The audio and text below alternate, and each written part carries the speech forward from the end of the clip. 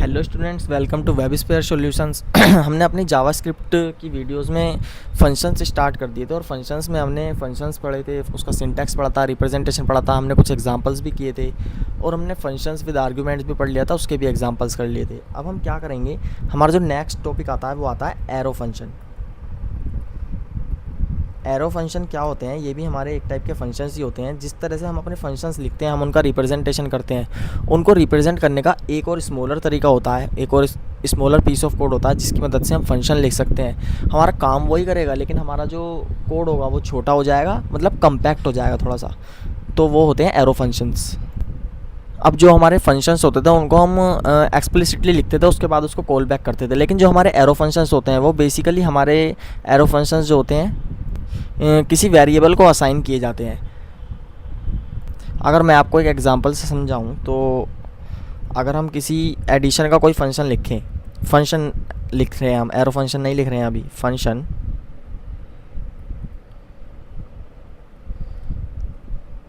Print, function to print sum, तो हम क्या करेंगे, इसके अंदर हम दो वैल्यूज़ पास करेंगे, दो पैरामीटर्स पास करेंगे, आर्ग्यूमेंट्स पास करेंगे, कुछ भी बोल सकते हैं आप। उसके बाद हम कंसोल डॉट लॉग कर देंगे लाइक ए प्लस बी।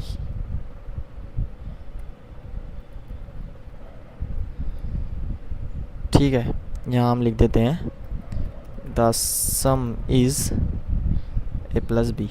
उसके बाद क्या करेंगे, हम इस फंक्शन को कॉल करेंगे। प्रिंट सम को हमने कॉल किया, हमने ए की वैल्यू लिखी 2, हमने बी की वैल्यू लिखी 3 और इसे कंट्रोल एस करके सेव कर दिया, रन कोड। तो क्या होगा, हमारा सम आ गया 5। तो ये होता है हमारा बेसिक फंक्शन। अब हमें इसको एज आ एरो फंक्शन लिखना हो तो हम क्या करेंगे, तो हम इसे सबसे पहले कमेंट आउट कर लेते हैं और हम सेम सम का फंक्शन लिखेंगे एरो फंक्शंस के थ्रू। एरो फंक्शंस का बेसिकली सिंटैक्स क्या होता है, सबसे पहले तो ये नेमलेस होते हैं। जैसे हम फंक्शंस के अंदर सबसे पहले हम अपने किसी फंक्शन का नेम लिखते थे, जैसे हमने लिखा था यहाँ पे प्रिंट सम। हम यहाँ पर क्या करेंगे, ये हम किसी भी वेरिएबल के अंदर लिखने के बाद असाइन कर देते हैं। मान लीजिए हमने कौन सम नाम का कोई भी एक वेरिएबल बनाया, अब इसके अंदर हम लिख देते हैं अपने आर्ग्यूमेंट्स। हमने आर्ग्यूमेंट्स ले लिए, मान लीजिए सी और D.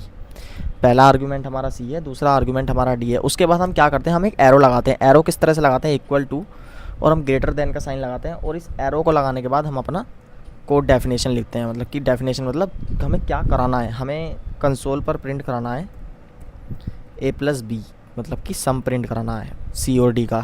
Console dot log and the sum is the sum of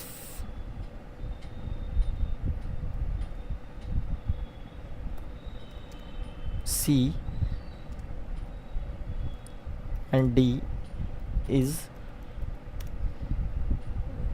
यहाँ पर हम बेसिकली C और D को प्लस करेंगे, C plus D and then semicolon.